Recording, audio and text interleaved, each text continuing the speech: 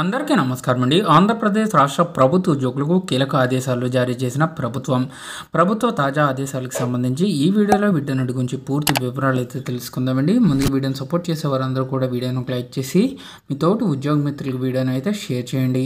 ఛానల్ని first time కనుక visit చేసినట్లయితే తప్పనిసరిగా సబ్స్క్రైబ్ చేసుకుని పక్కన ఉండే బెల్ సింబల్ని యాక్టివేట్ చేసుకోండి. ఇప్పుడు డీటెయిల్స్లోకి అయితే వెళ్ళిపోదాం. ఆంధ్రప్రదేశ్ రాష్ట్ర ప్రభుత్వ ఉద్యోగుల బదిలీలు మినహాయింపులపై ప్రభుత్వ తాజా నిర్ణయం. ఏపీ ప్రభుత్వం ఉద్యోగుల బదిలీలపైన ఫోకస్ చేసింది. తాజాగా జరిగిన మంత్రివర్గ సమావేశంలో ఉద్యోగుల బదిలీ అంశంపైన చర్చ జరిగింది. ప్రజా సంబంధ శాఖల్లో త్వరలో ఉద్యోగుల బదిలీలు చేపట్టాలని రాష్ట్ర మంత్రివర్గం ఆలోచిస్తుంది. రాష్ట్రంలో ప్రభుత్వం మారిన తర్వాత కార్యాలయాల్లో కొంత మార్పు కనిపించాలన్న ఆలోచనలతో ఈ నిర్ణయం తీసుకున్నారు. ఇదే సమయంలో కొన్ని కీలక శాఖలకు చెందిన వారికి మాత్రం మినహాయింపులు ఇవ్వాలని డిసైడ్ అయ్యారు. ఏపీలో కొత్త ప్రభుత్వం ఉద్యోగుల బదిలీలపైన కసరత్తు చేస్తుంది.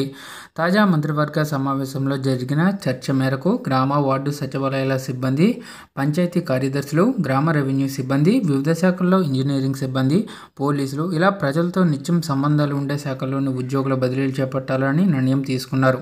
ప్రజల రోజువారీ వ్యవహారాలతో సంబంధాలు లేని ఉపాధ్యాయులు, వైద్యులు వంటి వారికి ప్రస్తుత బదిలీలు చేపట్టాల్సిన అవసరం లేదని మంత్రివర్గ సమావేశం అభిప్రాయపడింది. అయితే మంత్రివర్గ సమావేశంలో పలు కీలక అంశాలపైన చర్చ జరిగింది. రాష్ట్రంలో ప్రస్తుతం ఉన్న ప్రభుత్వ మద్యం షాపుల స్థానంలో ప్రైవేటు మద్యం షాపుల ఏర్పాటుకు అనుమతి ఇవ్వాలని కేబినెట్ సూత్రప్రాయంగా నిర్ణయం తీసుకుంది. అక్టోబర్ మొదటి వారంలో ప్రైవేట్ బెల్ట్ షాపులు ప్రారంభమయ్యే అవకాశం ఉందన్న సంకేతాలు మంత్రివర్గ సమావేశంలో వెలువడ్డాయి.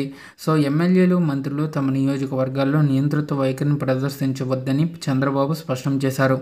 కక్ష సాధింపులకు దిగవద్దు, గతంలో తప్పులు చేసిన వారిని చట్టపరంగా శిక్షిద్దామన్నారు. చట్టాన్ని మనమే చేతుల్లోకి తీసుకుని శిక్షించాలనే ప్రయత్నం చేయొద్దని చెప్పారు. మన క్యాడర్ను కూడా జాగ్రత్తగా ఉండమని చెప్పాలని చంద్రబాబు సూచించారు. భూముల సర్వే కోసం జగన్ ఫోటో పేరుతో తయారు చేసిన సర్వే రాళ్లను తొలగించాలని మంత్రులు సూచించగా వాటిని ఏదో రకంగా వాడుకుందామని వృధా అయితే చేయబోమని ముఖ్యమంత్రి చెప్పారు.